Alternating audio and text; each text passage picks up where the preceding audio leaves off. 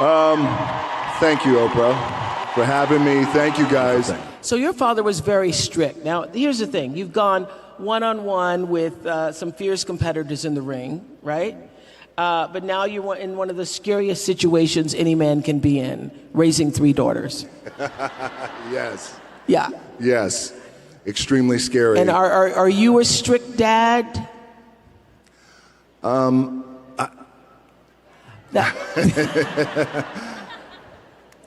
am. I'm not super strict, but discipline is important. Yeah. But also, you know, I'll go back to my dad. My dad loved me with the small capacity in which he was capable of. Mm-hmm. So I learned from that. And so with my daughters, I want to be as full and as present with the love that I give them. Present, so, yes. Yes. That's what we've been talking about.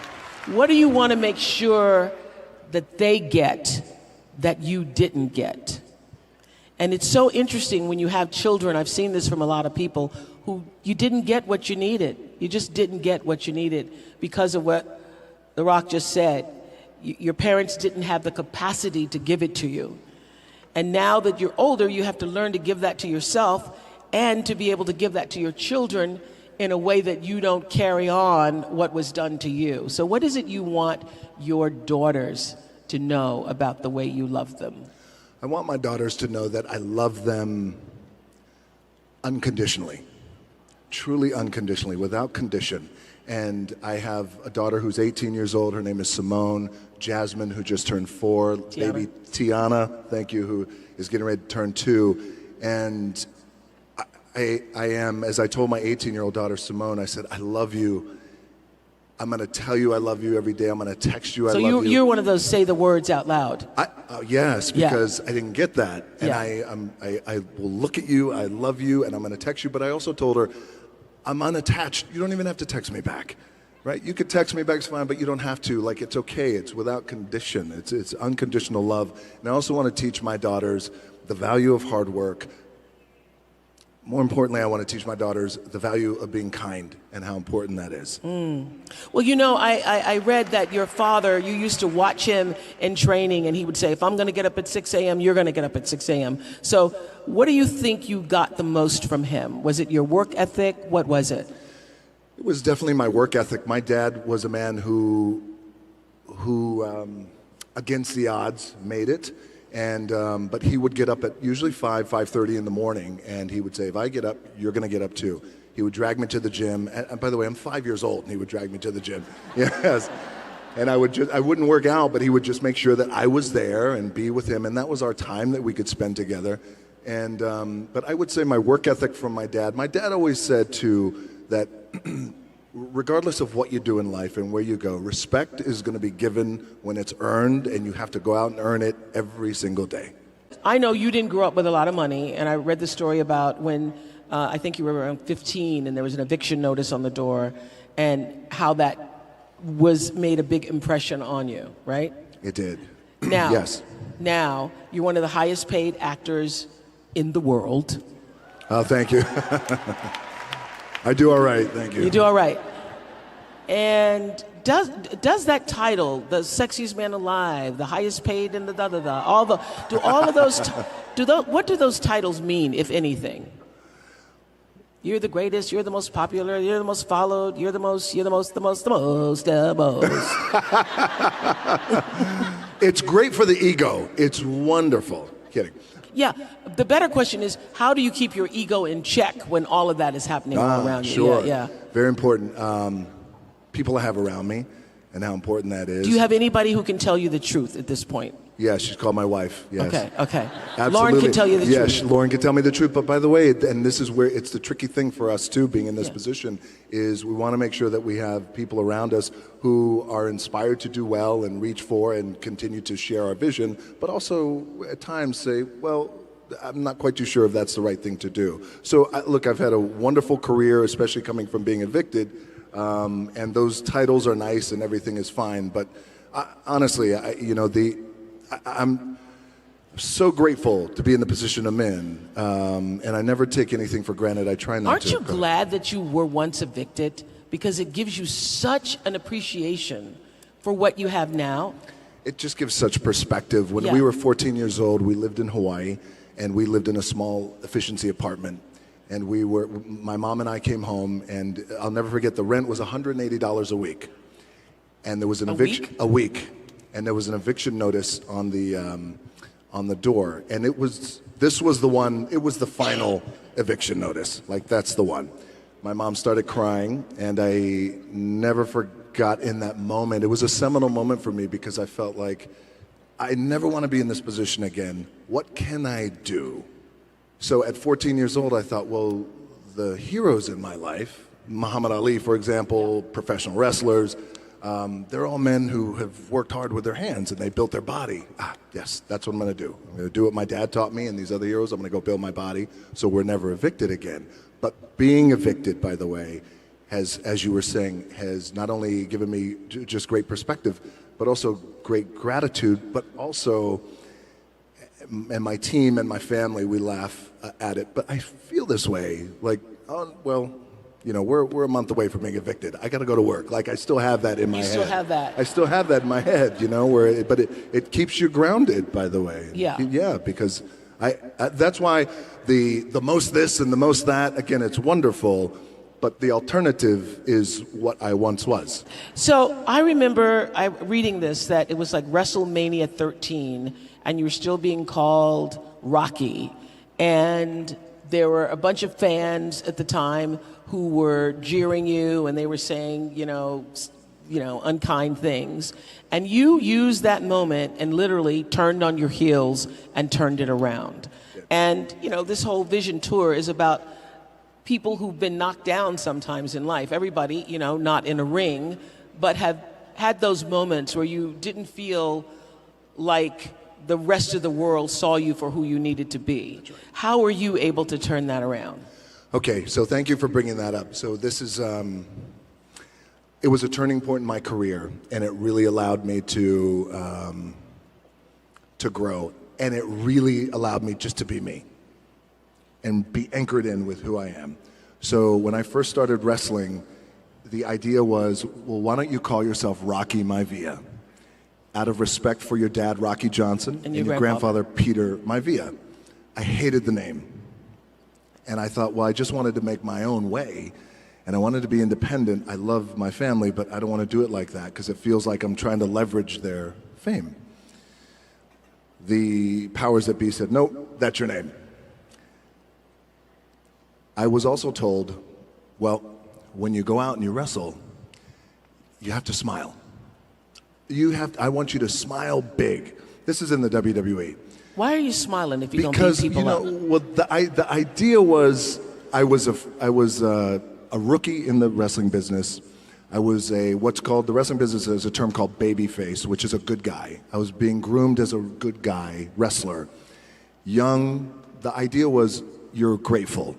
Grateful for the opportunity, so when you go out there, I want you to smile. You can't smile enough. And I thought, well, what if I lose? No. Yes, exactly. Yeah. Still got to smile. And it just didn't feel right. That didn't sit right with me. So a few months later, the company made me the Intercontinental Champion. And then a month later, we go into the annual biggest event. It's like the Super Bowl of wrestling, WrestleMania. And it was WrestleMania 13. By the time I got to Chicago, WrestleMania, 16,000 people in the middle of the ring. When I was in the ring, and I'm supposed to be a good guy, and you're supposed to cheer me, 16,000 people were chanting, "Rocky sucks." Thank you for laughing, a few of you. But it was... Can you hear the word sucks clearly when you're on the mat? Rocky sucks. Yes. Yeah, Rocky sucks. There's a reverb that happens in the arena. And when in unison, not one person, you suck. Yeah. 16,000. And I remember laying there in the ring, and the referee said to me, don't listen to him. And it was crippling for me. Yeah. But so then at that time, the powers that be thought, this isn't going to work. And for whatever reason, people are not liking you and they're not connecting with you. And so in that moment, it was very defining because I asked then if I could just be myself. And if I could go out there and if I can speak to the crowd, and if I could just be myself and be authentic, and if I don't want to smile, I don't smile. If I want to laugh, I laugh. If I want to sing, I sing. Whatever it is, I just want to be me. Can I have that for 1 minute of live TV time? Powers that be at that time, Vince McMahon, said, "You got it." So on Raw, live TV, I grabbed a microphone and I said, I may be a lot of things, but sucks isn't one of them. And I said something to the effect of, basically, it's not a this thing, it's not a that thing, it's a me being myself thing. And before you know it, I guess the moral of this story is the importance and the power of finding your identity and being true to who you are. Even in that wild world of pro wrestling, it still applies to everyone in the room, and how powerful that could be, because it was a true shift and click moment, and I never looked back, and I became, fortunately, the biggest draw that the business has ever seen. Wow. You know, I was talking earlier about intention, and you have acquired and continue to acquire a lot as you're continuing to build $7. What is the purest, highest, truest intention behind it all? Because I know at the end of the day, it isn't all about fame, and it isn't all about making money. So the reason why you want to continue to grow and succeed is what? To create an amazing experience for people. And that's important to me, because that's an opportunity that I have to give joy and help, whether it transform or a movie or a thing or whatever it is. Like, that's the audience's experience. Audience experience is something that's deeply personal to me. And I think that goes back to when so before the bright lights of the WWE, I was wrestling in a small wrestling company. We'd wrestle in flea markets and used car dealerships. You put a ring in the used car dealership in the parking lot.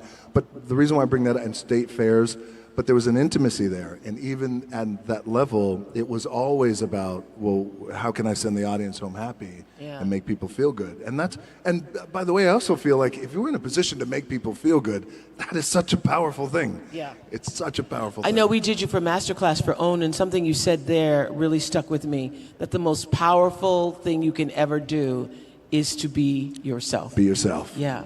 Yes. And you were talking about that earlier, about that moment that you learned to be authentic, is when everything changed. That's when everything changed. It's like a shift and click moment for me, when I realized there's great power in being myself. Same thing for all of us. But I believe it's the most powerful thing that we could be. It's easier said than done, because I struggled for a long time trying to figure out, well, what's my identity and who am I? And for example, when I got to Hollywood, the very first time I got to Hollywood in the early 2000s, I was told, again, well, if you want to be a star, then maybe you shouldn't talk about wrestling, maybe you shouldn't go to the gym as much, maybe you shouldn't raise your silly eyebrow, and there was a lot of things like that. And when you don't know, you buy into it. And so I thought, okay, well, maybe, so don't call yourself The Rock.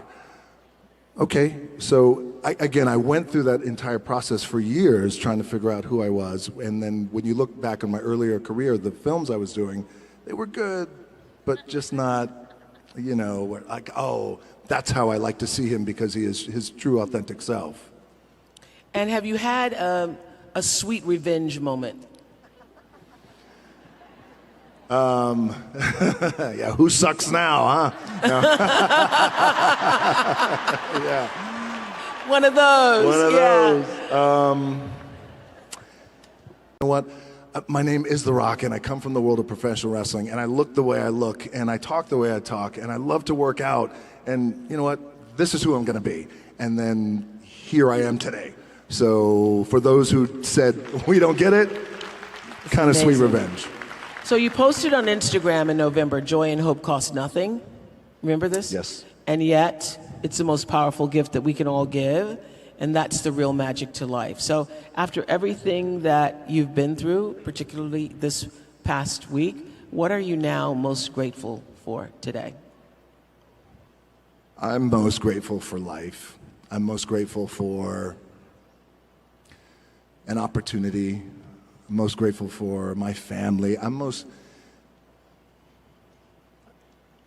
Gratitude is a big thing with me. I mean, it is truly my anchor. Yeah. Yes, Mine too. you It's too, my right? religion. It's my anchor, and I wake up with a heart full of gratitude. And even in death, and even when things don't go right, and even though I didn't make it to the NFL, me making it to the NFL was the best thing that never happened. Yes. Because it also gave me a great sense of gratitude to be here. So I would say that it would be... And also, I want to tell you, and I'll tell you this, Oprah, and I want to tell you guys, like I was so excited to come here and do this with you and share a little bit of my story and background and any kind of wisdom that I have learned over the years to share with you guys. But I want you to know that, especially this week of just, laying my dad to rest, I needed this from you. And I thank you, truly.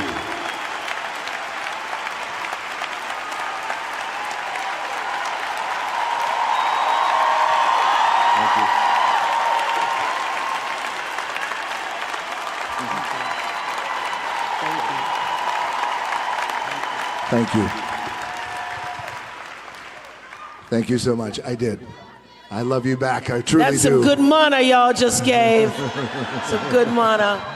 But thank you. I did. I needed this, and I needed this. I needed the love and this mana, because what I also realized is, and I felt it coming in, is that, you go to rock concerts and things and events and wrestling matches or whatever, but, when you come to this room and you have thousands, 12, 13, 15,000 people who have one intention, which is to be better and give so much love and receive so much love. It's a powerful thing. It is a very powerful thing. Thank you for being here today to share it.